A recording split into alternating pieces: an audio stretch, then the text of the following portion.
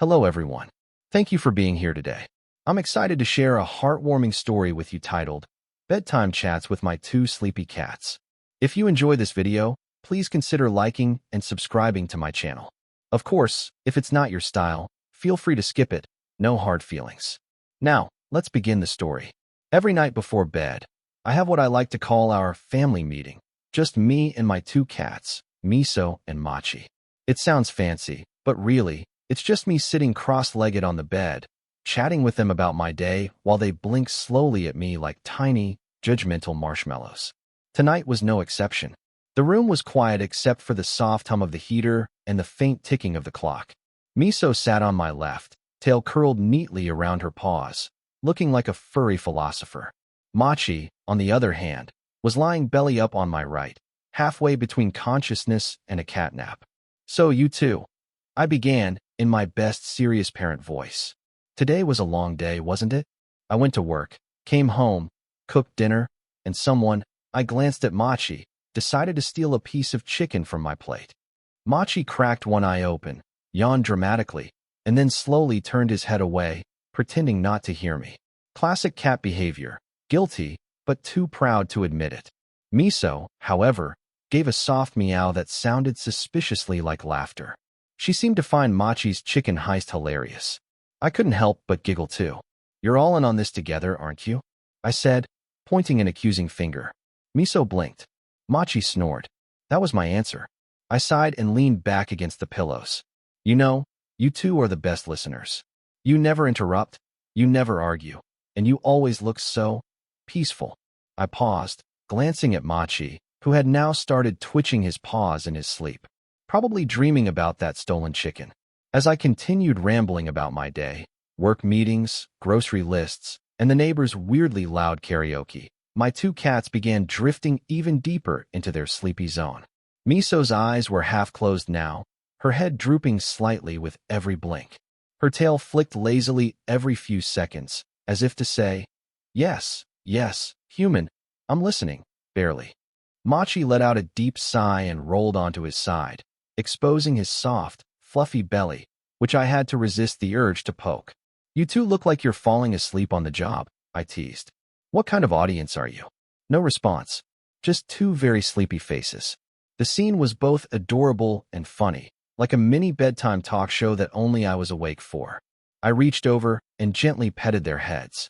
Their fur was warm and soft, their breathing slow and steady. "You know," I whispered, "when I was a kid, I used to talk to my stuffed animals before bed. I guess not much has changed, huh?" Miso gave a tiny purr, almost as if to say, "You've upgraded, human. We're real now." That made me laugh quietly. There was something magical about these little moments. The world outside felt so distant, but inside this cozy room, everything was peaceful. The faint glow of the bedside lamp made their fur shimmer like gold and silver threads. I could almost hear their thoughts. "Human, your stories are cute and all, but can we please sleep now?" I decided to test my theory. "All right," I said softly. "If you're tired, give me one blink." Both cats blinked. "In sync," I added, pretending to be amazed. "Wow, you're professionals." Machi stretched his back legs, letting out a tiny MRRP sound that was halfway between a meow and a snore. I smiled and adjusted the blanket around them. It's funny how something as small as watching your cats get sleepy can fill your heart with warmth. It was like being in the presence of tiny, furry angels who demanded no perfection, only snacks and soft blankets. As the night deepened, I realized our little meeting was over. My audience had officially fallen asleep. Miso's chin rested on her paw, her whiskers twitching gently. Machi was sprawled out like a fluffy rug, snoring quietly in perfect rhythm. I looked at them and couldn't help but think about how lucky I was. These two cats didn't care about deadlines, emails, or whether my hair was messy. They just wanted my company, a warm room, and a bit of love before bedtime. I whispered softly, "Good night, my sleepy furballs. Thanks for listening to me ramble again." No response, of course, just the steady rhythm of their breathing. But that was all I needed. As I turned off the light, a wave of calm washed over me. Maybe life didn't need to be as complicated as humans made it. Cats had it figured out. Live simply, rest well, and find joy in the smallest things. It made me wonder, How often do we rush through our days, chasing endless goals, without stopping to enjoy the quiet moments?